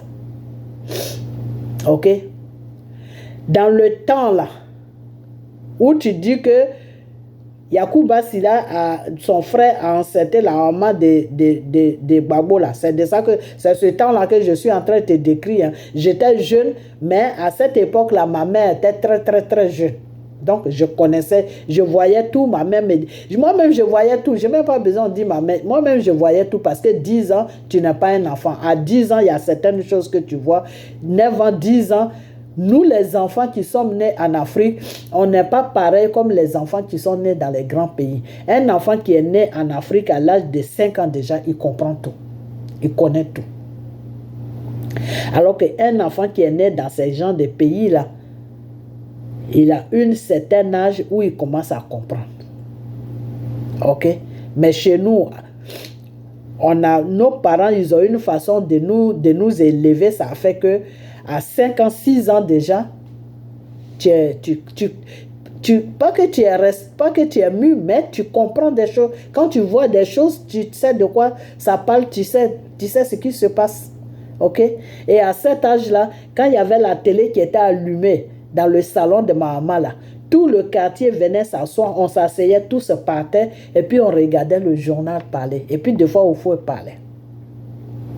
Donc, il n'y a rien qui était caché aux yeux d'un Ivoirien à l'époque de Houphouët. Il n'y avait rien qui était caché aux yeux d'un Ivoirien. On connaissait tout ce qui se passait sur la Côte d'Ivoire. Mais seulement la seule chose, la politique que Houphouët faisait, c'est que Houphouët arrivait à maîtriser les Ivoiriens. Ça a fait qu'il n'y avait pas de révolution. Tous les Ivoiriens étaient tranquilles. C'est Gbagbo seul seulement qui dérangeait tout le monde. Ok? Sinon, nous, tous les Ivoiriens étaient ok avec la politique de Houphouët. Parce que la politique de Houphouët, tu mangeais 3 fois dans la journée. La politique de Houphouët, tes parents, même s'ils sont pauvres, mais au moins, ils ont le nécessaire pour vivre tranquillement. La politique de Houphouët, le matin, tes parents peuvent déposer déjeuner devant toi, tu peux déjeuner. À midi, tu es à repas. Le soir, tu es à repas. Donc la politique de Oufoué ne dérangeait pas les gens. La seule personne que ça dérangeait, c'était Gbagbo que ça dérangeait, parce que lui, il voulait qu'il y ait deuxième parti. Il voyait que parti unique qui était PDCI, là, c'est comme si on était dans une dictature, mais nous-mêmes, nos parents ne voyaient pas cette dictature, parce que dans cette dictature-là, ils avaient le nécessaire pour vivre. Ok? Parce que des fois, tu peux être dans une dictature, mais si tu as tout le nécessaire qui te permet à vivre, tu peux ne pas sentir cette dictature. Et c'est quand tu es dans une dictature et que tu n'arrives pas à manger à ta faim, tu n'arrives pas à trouver un emploi, tu es misérable, c'est là où tu sens que il y a une dictature sur la Côte d'Ivoire. Par exemple, comme maintenant, au temps de Drama. Ok? Au temps de Oufoué, tous les Ivoiriens avaient du travail. Ok? Au temps de Oufoué, l'enfant du pauvre pouvait dormir en université. Puisque nous, on a des cousins qui étaient en université. Ok? Mais au temps de Oufoué aussi, Oufoué avait plus peur du Bété que des autres ethnies. Parce que le Bété se révoltait beaucoup. Le Bété était révolution. Le Bété se révoltait. Donc, Oufoué avait... Les gens qui ont plus embêté Oufoué, c'était les Bétés. Donc, quand tu étais un Bété et que tu avais un certain niveau d'études, Oufoué ne te donnait pas vraiment tous les moyens nécessaires pour poursuivre tes études. Et donc, c'est dans ça là que nous, mon oncle, le petit frère de ma mère, je vous ai toujours dit qu'il s'appelle Kouadio Laurent. Alors que Kouadio, là, c'est un nom baoulé. Il n'y a pas de baoulé dans ma famille. Ok? Ils n'avaient pas le même nom que mes tantes, ma maman, ils n'avaient pas le même nom. Pourtant, ils sont de même père, même mère, mais lui, il portait le nom Kouadio. Parce que lui, il avait un certain niveau d'études. Il fallait qu'il sorte de la Côte d'Ivoire pour aller étudier au Canada. Donc, il avait besoin de changer tous ces documents pour qu'il puisse se faire prendre en charge par le gouvernement de Oufoué pour aller étudier. Parce qu'à cette époque, les études étaient très chères. C'est le gouvernement qui pouvait t'amener en étranger pour aller étudier. Donc, pour rentrer dans ce système de Oufoué, il fallait changer de nom. Il fallait enlever le nom Bété là pour mettre un autre nom qui ne sonnait pas trop Bété. Parce que Oufoué ne voulait pas que les Bété aient des cadres. Oufoué refusait ça. Parce que Oufoué savait que le vrai problème de la Côte d'Ivoire, c'était les Bété. Pour lui, c'est ce qu'il voyait. Ok? Que les autres, il arrivait à maîtriser les autres, mais il n'arrivait pas à maîtriser l'homme Bété. Ok? Parce que tout le nom là, Oufoué arrivait à maîtriser le nom. Toutes les choses, comment on appelle, tous les gens qui étaient dans le PDCI de Oufoué là, tous les frogos là, c'est Oufoué qui les a mis dans la politique. C'est pas eux-mêmes qui sont rentrés. C'est Oufoué qui les a dit, viens occuper telle place. C'est Oufoué qui les nommait. Ok? Donc, Oufoué arrivait à maîtriser le nom. Et ceux qui voyaient qui étaient bruyants, qui pouvaient le déranger dans sa politique, mais il leur donnait les moyens nécessaires pour aller faire leur commerce. C'est comme ça que Oufoué faisait. Donc, ça a fait que les gens du Nord connaissaient leur place. Pour eux, c'était des commerçants et ils restaient tranquilles dans leur commerce. Mais rien ne leur manquait pour approfondir leur commerce. C'est comme ça que l'homme du Nord est devenu commerçant sur la Côte d'Ivoire. Parce que Oufoué leur donnait tout le nécessaire pour faire leur commerce et puis le laisser tranquille dans sa politique. Mais l'homme de l'Ouest, surtout Bété, eux, ils préfèrent aller à l'école. Donc, dans l'école, là, tu peux apprendre la politique. Donc, il empêchait surtout les gens de l'Ouest et les Bété pour aller suivre les études. Donc, tu pouvais voir un Bété qui était très intelligent ou quelqu'un de l'Ouest qui était très intelligent, mais Oufoué faisait tout pour que ce type-là termine au champ ou bien qu'il termine au cimetière. Parce que Oufoué avait peur que demain, je l'amène en Europe, je lui paye ses études, mais quand il va quitter là-bas, il sera un problème pour moi. Voilà comment Oufoué réfléchissait. Donc, Johnny Pachoko, tu ne connais rien et tu ne connaîtras jamais rien. Tu es nul et tu seras toujours nul. Parce que quand tu ne connais pas l'histoire de ton pays, tu dis tu es un gendarme. Je ne sais pas ta gendarmerie là, si tu as pris ça dans les jupons d'une femme ou si tu allais prendre ça au capement pour être gendarme, je ne sais pas comment tu as été gendarme. C'est ça aussi l'erreur de Gbagbo. Parce que Gbagbo prenait n'importe qui dans son gouvernement. Et c'est n'importe qui là, aujourd'hui, qui est en train de payer. Parce qu'un gendarme qui se dit, un gendarme là, doit avoir tous ces renseignements là que je viens de donner, parce que c'est des renseignements d'État. Comment l'État de Oufoué fonctionnait là, c'est tout ce que j'ai dit. Et à cette époque, je n'étais pas grande, je n'avais même pas 20 ans. Hein. Je n'avais pas 20 ans. Je vais dans les 12 ans, 13 ans, un truc comme ça. Parce que moi, j'ai quitté la Côte d'Ivoire à l'âge de 14 ans. Ok? Mais c'est mon frère qui était dans la politique, c'est lui qui m'a plus aidé à comprendre vraiment la politique de M. Félix Houphouët-Boigny. Ok? Donc, M. Gbagbo qui est là, Gbagbo n'a rien à se reprocher. La France, la politique française là, c'est une politique qui est très dangereuse. La France, pour qu'ils te nomment dans un pays, pour que tu sois un président là, ils doivent salir d'abord tes mains. Ils doivent te mettre dans les trucs pour que tes mains soient sales. Parce que c'est à partir de la saleté là que eux ils vont te tenir comme une laisse, comme un chien qu'on tient à la laisse. Ok? Mais ils ont tout fait. Gbagbo n'a jamais voulu se salir les mains. Ok? Et ils ont proposé tout l'argent qu'ils devaient proposer à Gbagbo. Gbagbo n'a jamais dit oui. Femmes du côté femmes. C'est pour ça qu'aujourd'hui, ça m'étonne que Gbagbo soit branché sur les femmes. Peut-être, bon, c'est quelque chose qu'il n'a pas fait dans sa jeunesse, donc il se rattrape maintenant, je ne sais pas. Sinon, l'argent femme, c'est pas business de Gbagbo, ça. Gbagbo, lui, c'est sa politique. Ok? Pour Simone, j'avais dit ça, non? Quand les simoïstes là disaient non, c'est Simone qui a appris la politique à Gbagbo, j'ai dit, mais vous rêvez ou quoi? Vous nous parlez de quelque chose, mais vous ne savez même pas. C'est Gbagbo qui a appris la politique, le peu de politique que Simone connaît là, c'est Gbagbo qui lui a appris ça. Et c'est parce que Simone voulait faire la politique qu'elle s'est attachée à Gbagbo. J'ai toujours dit ça. Et voilà ce que Simone même, elle dit. Que c'est à cause de la politique qu'elle est tombée amoureuse de Gbagbo parce qu'elle cherchait un politicien comme Gbagbo. Et elle est tombée sur Gbagbo. Donc, il n'en était pas question qu'elle laisse Gbagbo. Parce qu'elle voulait apprendre la politique. Je vous ai toujours dit ça. J'ai dit c'est Gbagbo qui a appris la politique à Simone. Ce n'est pas le contraire. Simone ne connaît pas politique. Ok? Donc, ce que j'ai dit, c'est ce qu'elle-même... Ce qui me plaît chez cette femme, c'est que des fois, quand elle est de bonne humeur, elle confirme les choses qui sont vraies. Elle rentre un peu dans le mensonge, mais quand ça chauffe là, elle vient dire la vérité. Ok? Donc, Johnny Pachoko, le vaurien des vauriens, là, je vais te dire une chose que ton Yacouba Sida, là, peut-être que c'est toi-même qui es le fils de Yacouba Sida. Donc, si je comprends bien, tu es en train de nous faire comprendre que les femmes bêtées de Gagnoua sont des bordels. Là. C'est ça que tu es en train de dire. Parce que ces femmes bêtées de Gagnoua, là, quand tu rencontres des bêtises comme ça, il n'y a même pas une qui va sortir son nez pour te dire « Johnny, il faut arrêter tes bêtises. » Parce que toi, tu fais la politique, c'est-à-dire comme tu ne connais rien, comme tu es un nul, ta tête est vide. Donc, tu confonds la politique avec des fesses. C'est ça ton problème.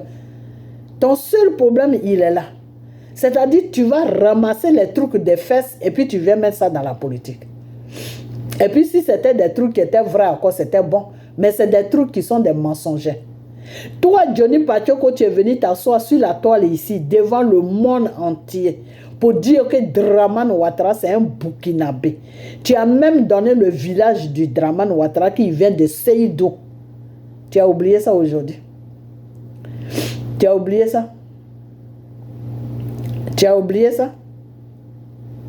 Que Dramane Ouattara, c'est un Burkinabé, là. Tu as oublié ça aujourd'hui. Donc, comme tu as fini de traiter Dramane Ouattara de Burkinabé, bon, ce qui est vrai. Donc, maintenant, tu cherches maintenant un pays à M. Gbagbo, mais tu n'as pas honte. Quand tu fais des bêtises comme ça, là, tu n'as pas honte. Moi, je me demande, c'est quelle femme même qui t'a marié. Hein? Parce que toi là, Johnny Pacheco là, je me demande si dans ta tête là, si tous les boutons sont à leur place. Si tous les boutons sont à leur place. C'est-à-dire que tu es devenu l'homme le plus ridicule de la toi. Quand tu ne parles pas de Gbagbo là, tu n'as pas de vue. Donc pour avoir un peu de vue, ben, il faut parler de Gbagbo. Tes animaux, le RDR, tes animaux qui te suivent là. Quand tu parles de Gbagbo là, oui, eux ils applaudissent. Mais tu es en train de les mentir matin, midi, soir. Mais il faut les civiliser, ces gens-là. Il faut chercher à les civiliser. C'est très important pour ton menton que tu suis, pour Dramane Ouattara, c'est très important. Ok? Parce que ces gens-là, ils sont comme des animaux. Ok? Eux-mêmes, ils se proclament moutons de Dramane Ouattara. Donc, c'est pour cela qu'ils t'écoutent. Parce que si quelqu'un n'est pas mouton de Dramane Ouattara, tes bêtises que tu rencontres là, quelqu'un ne va même pas écouter ça. Ok? Parce que quand on te dit que le seul, je sais comment on appelle ça, le seul parti, le seul politicien qui a lutté avec Oufoué jusqu'à puis Oufoué a trouvé la mort là, et que c'est Gbagbo là. Et puis toi, tu viens t'asseoir sur tes petites fesses de foutou là, pour nous dire que oui, que Gbagbo, son père là, c'est Yacouba Silla. Donc Oufoué, lui, n'a pas vu ça. Toi, tu as vu, toi, tu connais, toi, tu sais ça, mais Oufoué là, le grand Oufoué là, qui gouvernait tous les pays, jusqu'à même qui gouvernait les pays arabes là. Lui, il n'a pas vu ça. Il n'a pas vu ça pour descendre Gbagbo avec ça. Pour dire à Gbagbo que tu veux gouverner la Côte d'Ivoire un jour, non. Si tu ne me fous pas la paix là, je vais dire à tous les Ivoiriens qui tu es. Oufoué n'a pas vu ça. Mais Oufoué, c'est un grand homme. Ce n'est pas un grand politicien. Hein. Mais je te dis que Oufoué a fait la politique en France. Oufoué a été président en France pendant 48 ans. Ok? Oufoué là, il a été président en France pendant 48 heures, c'est-à-dire pendant 2 jours. Oufoué était dans la politique française. Ok? Donc, au temps de De Gaulle. Ok? Quand Oufoué est sorti dans la politique française, c'est quand De Gaulle a donné, quand ils ont donné semblant d'indépendance à la Côte d'Ivoire.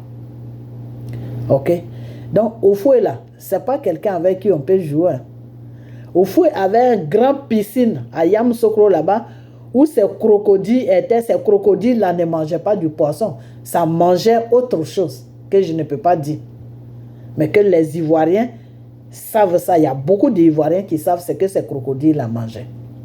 Donc quand tu l'as bêté là, on vient t'attraper chez toi, on vend, on te jette là-bas et puis tu deviens poisson pour les crocodiles. Voilà comment Oufoué gouvernait. Ok? Donc, Gbagbo, là, c'est Dieu qui l'a gardé aujourd'hui c'est Dieu qui l'a gardé jusqu'à aujourd'hui. Donc, si Oufoué avait ce grand secret-là, tous les agents secrets que Oufoué avait là, eux, ils n'ont pas pu trouver que Gbagbo était l'enfant de ce Malien-là. C'est toi, Johnny Pacheco, qui as trouvé ça. Dans le RDR, un parti de rebelles, un parti de menteurs, un parti de criminels. C'est là-bas que tu as trouvé et puis tu viens nous faire avaler ça sur les réseaux sociaux. Mais Johnny Pacheco, on t'a fait quoi même? Nous les Ivoiriens là, on t'a fait quoi? Si tu veux être stupide là, ok? Tu veux être stupide là, mais la stupidité là, si tu l'as choisi là, il faut l'assumer toi seul. Il ne faut pas venir nous empoisonner les esprits. Il ne faut pas venir nous empoisonner les oreilles. Ok? C'est-à-dire aujourd'hui, mais quand tu parles comme ça de Gbagbo, là, quand la France même écoute ça, eux, ils rigolent de toi. Parce que la France connaît mieux Gbagbo que toi-même. Ton patron Dramane Ouattara, le chef rebelle, là, la France le connaît très bien par rapport à Dramane même. Dramane ne connaît pas Gbagbo. Si on dit qui connaît quelqu'un là, c'est la France. Si on dit qui connaît Gbagbo là, c'est la France. Ok? Des fois quand ça te prend, non, Blaise Compaoré, c'est lui qui a financé le FPI de Gbagbo. Blaise n'a jamais rien financé. François Mitterrand voulait se servir de Gbagbo pour renverser Houphouët. Parce que Houphouët avait des choses sur eux. Parce que pourquoi Houphouët est resté au pouvoir pendant 40 ans? Pourquoi Houphouët est resté au pouvoir 40 ans? Parce que Houphouët aussi, il avait des casseroles sur le gouvernement français. Houphouët avait des documents qui, s'ils montraient ça, ça allait salir le gouvernement français. Donc, eux, ils avaient des casseroles sur Houphouët. Houphouët aussi avait des casseroles sur eux. Donc, ils ne pouvaient pas déloger Houphouët. Donc, il fallait maintenant un enfant du pays qui s'appelle Gbagbo pour passer derrière Gbagbo pour déloger Houphouët. Et Gbagbo a dit non, que moi, dans vos bêtises, je ne suis pas dedans. Si je dois déloger Houphouët là, c'est avec le peuple ivoirien. C'est que c'est le peuple ivoirien qui m'a choisi de les gouverner. Je ne peux pas vous suivre, vous, la France, pour déloger Houphouët. Et quand Gbagbo a dit ça à Mitterrand, à la France de Mitterrand, Mitterrand n'a pas été content. Donc Mitterrand a regardé à gauche, il a regardé à droite, il ne trouvait personne qui pouvait s'arrêter devant Houphouët pour parler. Il n'y avait que Gbagbo seul qui parlait devant Houphouët. Ok? Sinon, tous les autres politiciens, là, ils étaient comme des bébés devant Houphouët. Ok? Donc, qu'est-ce que la France de Mitterrand a fait? La France de Mitterrand est allée vers comment il s'appelle? Vers Blaise Compaoré pour lui dire que cet homme-là, on ne sait plus quoi faire de lui. On lui propose l'argent, il refuse. On lui propose ça, il refuse. On prépare des femmes, on met devant lui, il ne s'intéresse pas. Donc, toi, comme c'est ton ami, parce qu'à l'époque, la Gbagbo était ami avec Blaise. Comme c'est ton ami, on va passer par toi pour le financer et il va ouvrir son parti politique.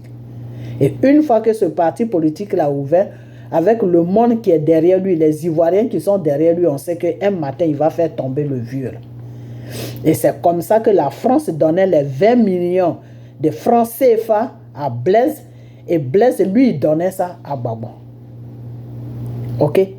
Donc, des fois, toi, Johnny Pacheco, on ne sait même pas où tu as enlevé ce nom ridicule-là.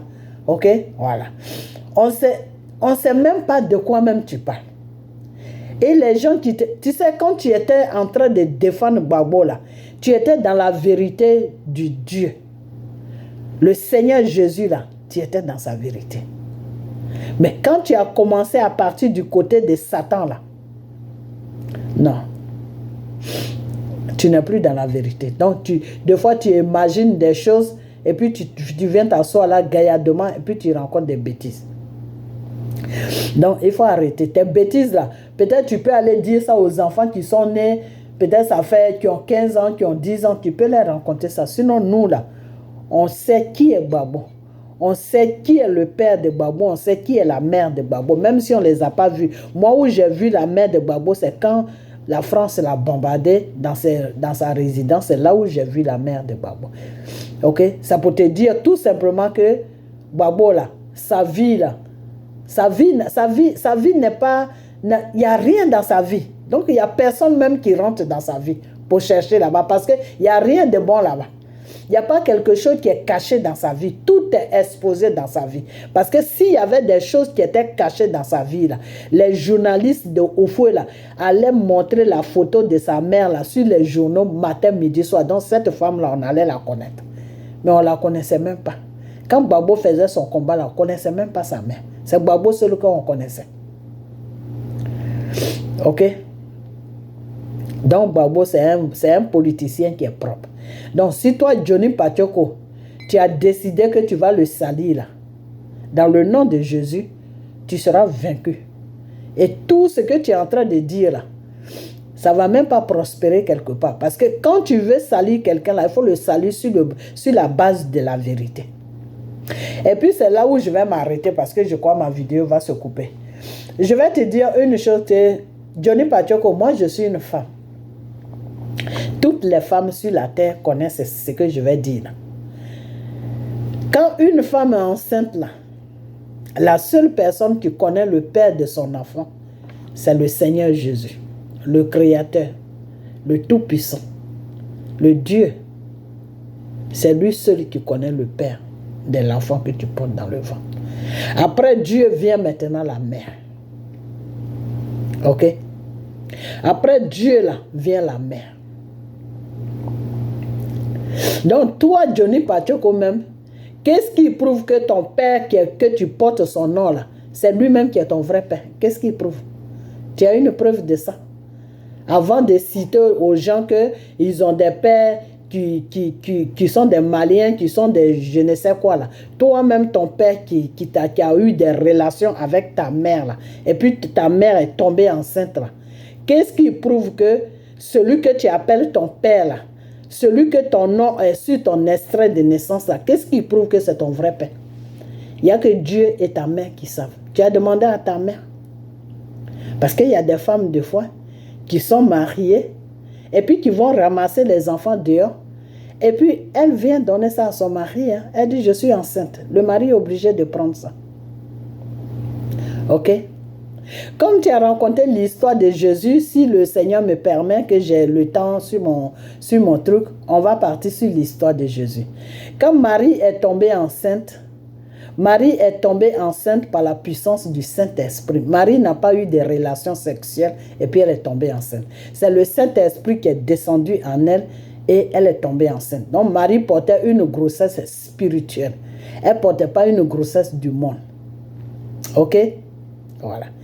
Et il fallait que Dieu passe par là pour qu'il puisse venir sur la terre, pour que ces êtres humains puissent le comprendre et puissent le suivre, pour qu'ils puissent nous libérer du péché qu'on avait pris sur Satan, l'abomination qu'on a pris sur Satan. Ok? Voilà. Donc Dieu devait faire tout ça. Il devait faire tous les tralala. Ok? Mais Joseph, qui était le fiancé de Marie, là, quand il a constaté que Marie était enceinte, il y avait la maman de Marie. Il y avait les grands prophètes là qui étaient dans le, comment on appelle, dans le village, dans le pays ou dans le village. Il allait les voir et dit, mais cette femme, on s'est fiancés. J'attends le jour de mariage avant de la toucher. Je ne l'ai pas touchée, mais elle est enceinte. Il a commencé d'abord sur la mère de Marie. Il dit, mais je ne l'ai jamais touchée. Elle est enceinte, je ne sais pas. La mère même était dépassée. La mère de Marie, elle était dépassée. Comment ça se fait, sa fille enceinte? Parce que dans le temps, là, il fallait fiancer la femme. Après, il fallait maintenant passer au mariage avant de passer au rapport. Ok? Et Joseph allait dire ça. Un grand qui était dans le pays. Et le grand là même, il était traumatisé. Il dit, mais comment elle a pu tomber enceinte? Mais où elle a enlevé ça? Et Marie là, elle disait que c'est Dieu qui l'a mis enceinte. C'est Dieu, c'est le Saint-Esprit qui est venu sur elle. Mais personne ne croyait. Parce que le jour là, elle dormait et puis il y a une lumière qui s'est présentée. Et elle s'est levée, elle allait vers la lumière. Et la lumière là, lui a dit, Marie, blablabla, bla, bla, bla, voilà. Ce que vous savez. Parce que comme là, je n'ai pas assez de temps, je ne veux pas rentrer dans les détails. Et elle disait à sa mère que non, je fais l'œuvre de Dieu. Et maintenant, c'est le prophète que Dieu a parlé. C'est ce prophète-là maintenant qui a dit à la maman. Et maintenant, Joseph, le fiancé de Marie, qui est Joseph voulait laisser maintenant Marie. Parce qu'il ne sait pas où elle a enlevé la grossesse. Et maintenant, dans son songe, il faut que le Saint-Esprit maintenant vienne dans le songe de Joseph pour lui dire que ne laisse pas Marie, parce que l'enfant qu'elle porte là, c'est lui qui sera le sauveur du monde et du peuple d'Israël. C'est lui qui est le roi d'Israël. Donc, garde Marie, prends soin d'elle jusqu'à ce qu'elle accouche et que l'enfant qui va venir va s'appeler, vous allez lui donner le nom de Jésus. Et quand Jésus va arriver à l'âge de faire son œuvre qu'il est venu faire sur la terre, là, vous n'êtes plus concerné à lui. Et c'est pour ça que quand Jésus a commencé à grandir et que Jésus a quitté là où Marie était avec Joseph, il est parti dans les autres villes pour aller prêcher là-bas, pour aller faire l'œuvre de son Père qui était le Dieu Tout-Puissant. Joseph est mort derrière lui. Ok? Joseph est mort derrière lui. Ok? Donc, c'est pour dire que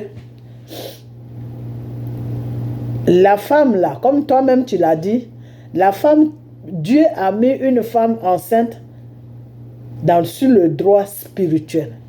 La femme n'a pas eu des rapports. Ok? Donc, ça pour te dire que Johnny Pachoko, la femme là, il n'y a que Dieu et elle qui savent qui est le père de l'enfant. Parce que toi-même qui es là, en train de rencontrer des mensonges sur Babo, que oui, c'est Yacouba Sira qui est son père, ou je ne sais qui est son père là-bas, c'est toi qui connais tes bêtises que tu racontes. Ça se trouve même toi-même, ton propre père là, que tu dis ton père là, peut-être que ce n'est pas ton vrai père. Qu'est-ce que tu en sais? On dit quand tu mets ton doigt sur quelqu'un là, le pouce là vient sur toi. Quand tu mets ton doigt sur quelqu'un là, le pouce là, tu vois, quand tu fais ton doigt comme ça, le pouce là, ça vient sur toi. Ça veut dire que quand tu accuses ton prochain là, toi-même tu t'accuses aussi.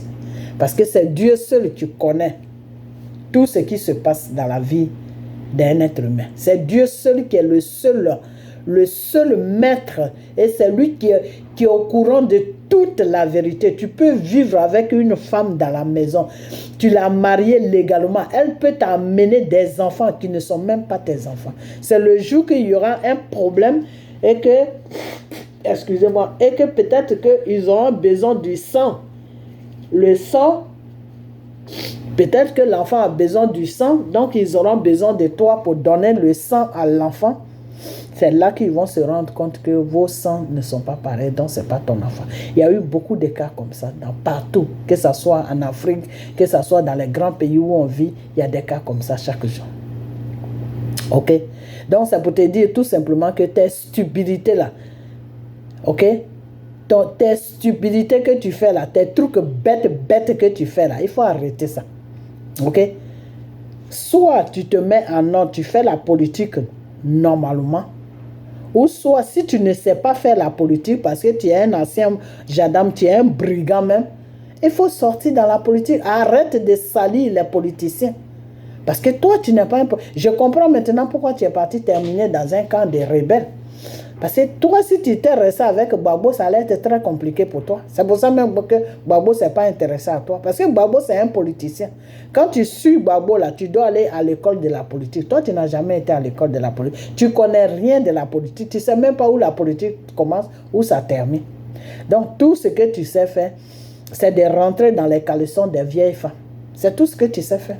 C'est comme ça, toi, tu fais ta politique. Rentrer dans les caleçons de tes grands-mères. Parce que la femme que tu es en train d'insulter, des tromperies là, qui est la maman des choses de Babo là, elle peut être ta grand-mère. Même pas ta maman, hein, ta grand-mère. Ok? Mais ça ne te gêne pas de venir t'asseoir devant une des caméras et puis rencontrer des bêtises qui n'ont pas de sens. Non, tu es l'enfant de Yacouba Sira, ceci, cela. Donc tu veux me dire que tes soeurs bêtées de Gaïwala, c'est des bordels alors. C'est ce que tu veux dire. Hein? C'est ce que tu veux dire, que c'est des bordels. Ah, c'est bien que tu nous apprends ça. Parce que vous les bêtées, bête chose, Gaïwala bête voilà. Ah, né. Ah, né. Ok? Ah, c'est né, c'est ah, né. Vous êtes tellement bête. Je ne sais pas comment vous avez été créé. Il y a eu tellement de cadres chez vous là, à Gaïwala. Tous les cadres là aujourd'hui, ils sont sur la terre. Parce que vous êtes bêtes. Vous ne prenez pas vos têtes là pour réfléchir. Le seul politicien qui vous reste, qui s'appelle Babo là, au lieu de l'approcher pour qu'il puisse vous former dans la politique, pour qu'il puisse vous enseigner la politique là, non. Vous êtes là, vous le dégradez, vous l'insultez, vous faites n'importe quoi. Mais toi, Johnny Pachoko, moi je connais ton état d'esprit. Toi, tu es jaloux, c'est la jalousie seulement qui t'anime. Parce que quand j'attends dans ta vidéo, tu dis que oui, Michel Gbagbo, sa maman est blanche, toi, tes enfants aussi, leur maman est blanche. C'est que tu es en train de te comparer à Gbagbo. Mais tu ne vaux même pas l'orteil de Gbagbo. Tu sais ce que Gbagbo a traversé. Toi, que si on te donne 100 000 euros là, puis tu fais n'importe quoi là. Gbagbo, ils l'ont proposé plus que ça, des milliards. Autant de Mitterrand là. Il a dit non. Lui, il fait politique. Lui, il n'est pas là. Il n'a pas une marchandise qu'on achète. Même au fou, même l'a donné jusqu'à fatiguer. Ok? Il a dit au fou, non. Lui, il veut faire politique. Il n'est pas là pour que au fou le blague avec l'argent. Ok? Parce que tous les politiciens ivoiriens, là, c'est comme ça qu'au fou les a blagués. Quand ils veulent se lever là, au fou bourre leur compte et puis ils s'asseyent en même temps. Eux, c'est l'argent qui les intéresse. C'est pas la politique qui les intéresse. Ok, c'est comme ça que Oufoué les a tous pris en otage et ils ne pouvaient plus rien faire. Parce que Oufoué avait des preuves sur eux, comme quoi qu'il les avait tous achetés. Parce que quand il met l'argent dans ton compte comme ça, il y a des preuves qu'il t'a donné telle somme et tu as pris ça. Ok. Donc Johnny, Pakeko, on ne sait pas où tu as enlevé ce nom-là. Un nom de brigand. Il faut arrêter. Ok? Il faut arrêter. Si tu ne peux pas faire politique là, il faut demander à tes rebelles là, ils ont l'argent, non? Ils n'ont qu'à te payer des cours de politique. Tu vas aller t'apprendre un peu la politique. Arrête d'emmerder les gens avec tes histoires qui n'ont pas de tête, qui n'ont pas de queue. Ok? Voilà. Parce que si Gbagbo était vraiment l'enfant des choses, de ce Malien là, nous tous on allait être au courant avant même que tu sois au courant. Ok? Voilà. Parce que moi, mon propre grand frère, de même père, il a lutté avec Gbagbo jusqu'à fatiguer pour enlever Gbagbo dans la politique. Il était sur une mission de Gbagbo pour dégager Gbagbo dans la politique. Il n'a pas pu. Et si lui, là, il n'a pas pu, ça veut dire que Gbagbo n'a rien à cacher. Parce que lui, mon grand frère, je le connais. Je sais comment il travaille. C'est des gens qui ont grandi en France. Ils étaient dans le système français. Donc, eux, ils travaillent comme les Français. Ok? C'est-à-dire, ils t'achètent et puis tu vomis tout ce que tu as vomi. C'est l'argent. Et Macron même le dit chaque jour.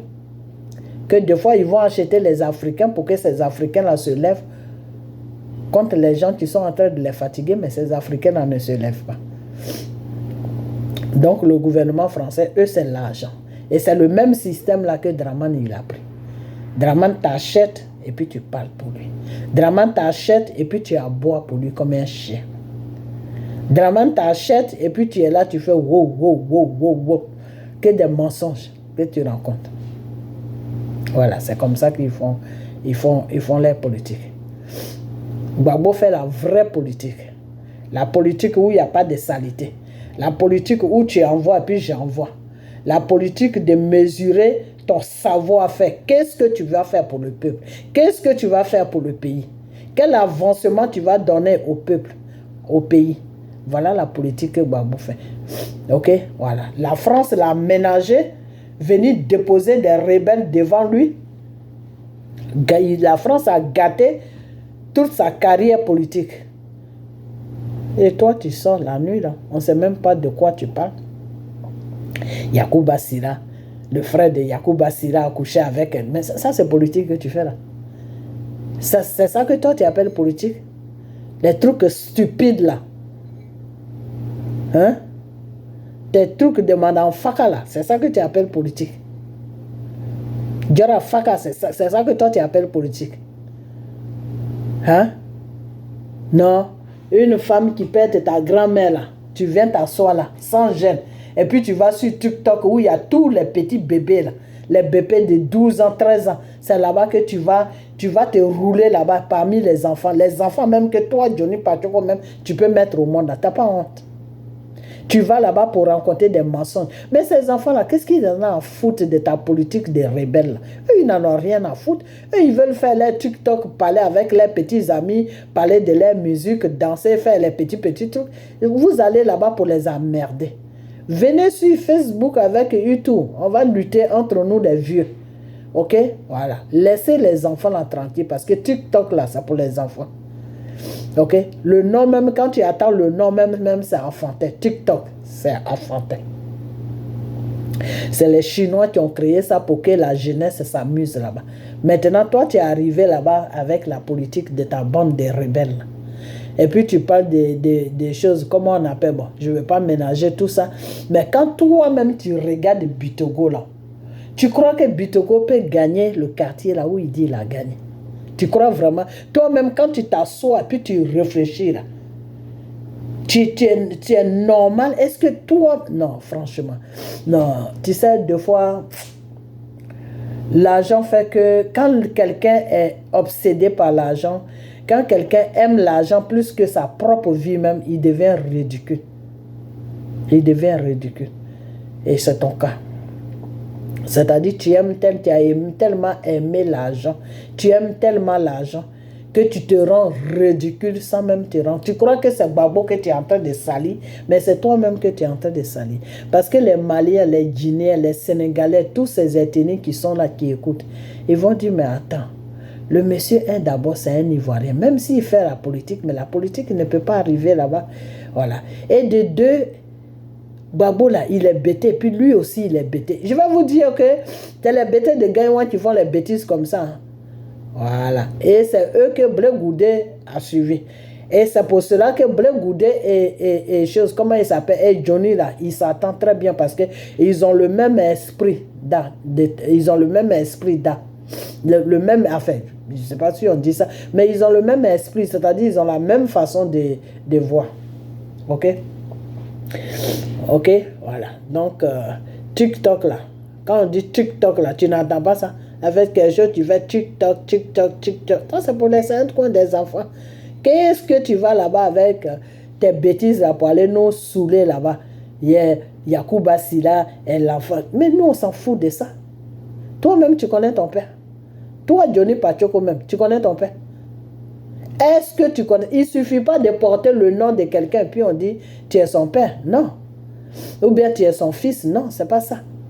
Si toi-même tu te mets à chercher les vrais pères des gens là, toi-même ton père là, est-ce que tu le connais? Tu le connais? Hein? Est-ce que toi-même tu connais ton père? Parce que nous, on sait comment ça se passe avec les femmes bêtées de Gaïwa. On se connaît. Hein? C'est pour ça, avant de commencer, j'ai dit que vous pouvez blaguer tous les autres bêtés, mais nous, Djibérois là, Djibérois et Gaïwa là, on se connaît. Ok? Voilà, on se connaît très bien. Il y a certains débats où je ne vais pas rentrer. Ok? Voilà. Donc, si la maman de Babo est bordel, donc toi-même, ta maman aussi est bordel. Parce que vous êtes tous des Gaïwa. Femmes bêtées de Gaïwa, on connaît. Encore? On sait comment ces femmes-là fonctionnent. Ok? Voilà. Donc, j'ai dit ça pourquoi? La prochaine fois, quand ce gorille-là va se lever pour venir dégrader quelqu'un, pour dire que cette personne n'est pas son père, cette personne est son père, là. Vous les guignols des femmes bêtées de Gaïwa, là, vous allez vous lever pour arrêter ce sauvage-là, cet animal-là, ce chien pongé là, qui se trouve qui croit qu'il est dans une forêt là, ce chien-là qui n'a pas de limite là, qui s'appelle... tu as la chance que je suis allumé, franchement. Ce chien-là qui s'appelle Johnny Pachoko là, vous les femmes bêtées de Gaïwa là, respectez-vous un peu. Respectez-vous un peu. Vous pouvez rentrer derrière Johnny Pachoko là pour lui dire que non, politique que tu fais là, il faut faire politique, mais il ne faut pas arriver là où tu es arrivé. Parce que la maman de Babo là, ce n'est pas elle qui fait politique. Quand un vrai politicien parle là, tu vas chercher des renseignements sur Babo. Comment il vit, quelle est sa vie, blablabla, blablabla, puis tu viens de te poser à toi. Ce que sa maman fait là, ça, c'est pas ça qu'on appelle politique. On n'appelle pas ça politique. Parce que toi, partout où tu rentres, il faut que tu insultes les mamans. C'est comme ça que tu as insulté la maman de Dramane Ouattara jusqu'à... Pendant 8 ans, tu étais dans le caleçon de la pauvre femme. Pendant 8 ans, tu as traité la pauvre femme de n'importe quoi. Bordel, ceci, cela, ceci. Pendant 8 ans, tu étais en train d'insulter la maman de Dramane Ouattara. Pendant 8 ans, tu étais sur la pauvre femme. Aujourd'hui, tu as fini avec elle. Comme tu es en train de manger tes petits jetons là-bas, tu viens maintenant descendre encore sur la maman de Babo. Mais je vais te dire une chose, que Draman n'a pas traversé les étapes que Babo a traversées. Non, Draman, ce n'est pas un politicien. Ok, Draman là, ce n'est pas un politicien. Les étapes que Babo a traversées dans la politique là, Draman n'a pas traversé ça. Ok, donc si Babo était de la famille, était un enfant de Yacouba Sira, ou son frère, ou Yacouba Sira même là. Mais il y a longtemps, c'est la France même qui allait sortir ça. Est-ce que la France joue avec ces gens de bêtises? La France, quand tu n'es pas avec eux, mais ils vont t'exposer. Quand tu n'es pas avec eux là, tu deviens leur ennemi. Et de la façon qu'ils se sont acharnés sur Babo là. Mais il y a longtemps, dans tous les journaux du monde, dans tous les France 24 même, c'est France 24 même qui allait prendre ça à charge pour dire que Babo n'est pas un Ivoirien, c'est un Malien. Ils allaient dire ça. Et ils allaient dire ça avec des preuves, hein. Pas comme toi, tu vas écrire des feuilles là, je ne sais pas où tu enlèves tes bêtises que tu viens lire devant nous là. Mais eux, c'était avec des preuves, même avec des photos, tout.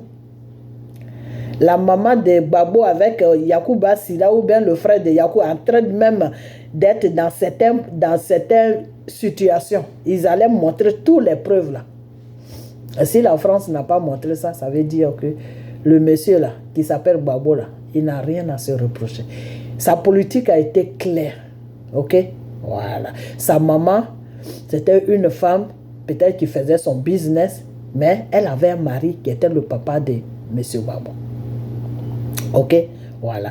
Dans le temps, là, il y avait des problèmes des choses. Des fois même, dans le temps, quand les femmes là, mettaient les enfants au monde, ils imaginaient l'âge comme ça, et puis bon, ils mettaient ça sur les extraits de naissance des enfants, parce que avant, dans le temps, c'était des gros cahiers où on enregistrait des naissances des enfants.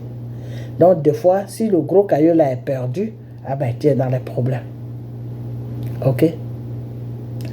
Donc, Johnny, l'idiot,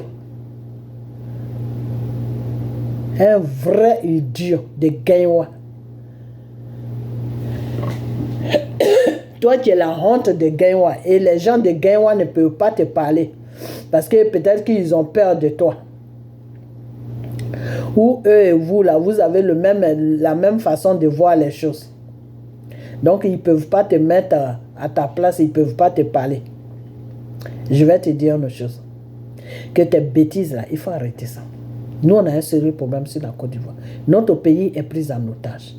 Des bêtises, des caleçons, des caleçons, des grands-mères où tu vas rentrer pour dire au monde entier, ces grands-mères-là, elles ont couché avec qui, elles n'ont pas couché avec qui. Là. Nous, on n'est pas dans ça. Alors, tes idiots, des moutons, des Draman Ouattara qui te suivent là, ça, c'est votre business. Parce que ces moutons-là, c'est tous des rebelles. Alors, rebelle là, rebelle peut suivre qu'un idiot, c'est ce qui se passe.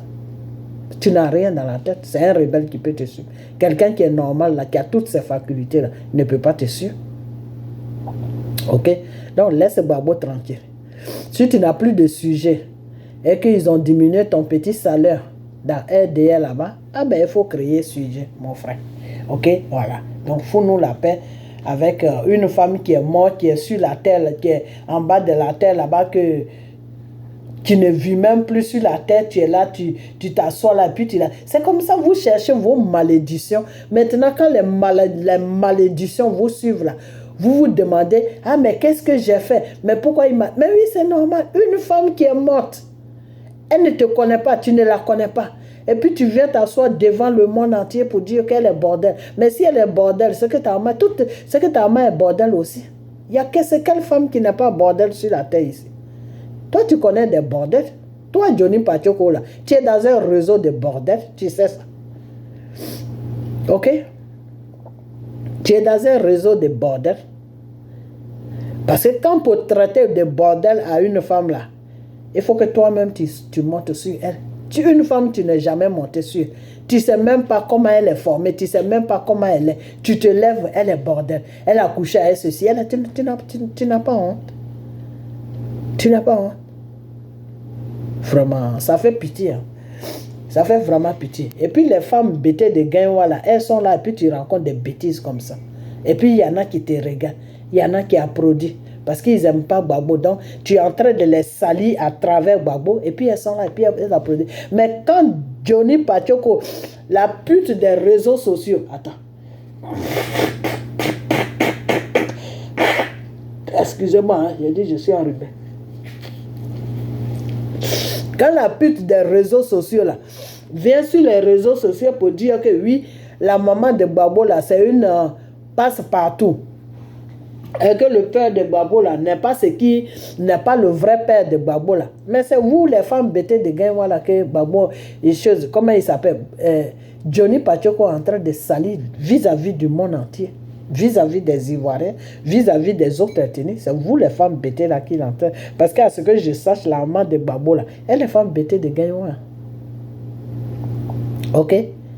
Donc, tu es en train de dégrader tes mamans de bêtées de Gaïwa là. Tu es en train de les dégrader. Et puis, elles sont là tranquillement. Parce que tant que ça concerne Gbagbo, il n'y a pas de problème. Mais c'est vous que Johnny Pachoko est en train de dégrader des bordels. Vous êtes des bordels. C'est ce qu'il est en train de dire. Ok? Voilà. Donc, moi, je vais m'arrêter là. Mais votre singe là, qui s'appelle Johnny Pachoko là, donnez-lui une éducation. Tu en as besoin. Tu as besoin d'une éducation. Parce que dans ta tête là, il y a quelque chose qui ne marche pas en rond là-dedans. Tu as un bouchon là qui s'est déplacé. Parce que quand tu viens t'asseoir, et puis tu insultes une femme qui peut être ta grand-mère, et ceux qui t'écoutent, les enfants qui te suivent dans ça sur TikTok, il n'y a que des rebelles seulement qui peuvent te suivre. Il n'y a que les moutons des rebelles là qui peuvent te suivre. Sinon, un Ivoirien qui est normal, un Africain qui est normal, qui a toutes ses facultés là, ne peut pas t'écouter. Il peut même, peut-être il va t'écouter pour te répondre, mais dire que tu es écouté comme ça dans plaisir pour t'écouter là, non. Quelqu'un qui est normal, qui a toutes ses facultés en place là, ne peut pas t'écouter. Parce que tu délires. Ok? Voilà. Tu délires. Ok? Voilà. Donc, partagez cette vidéo. Amenez ça sur comment on appelle, sur ce guignon là qui s'appelle, je ne sais même pas comment il s'appelle. Idiot que tu sois. N'importe quoi. Connard. Que cette vidéo soit couverte par le sang de Jésus. Et partagez la vidéo pour qu'il puisse la voir. Ok? Voilà.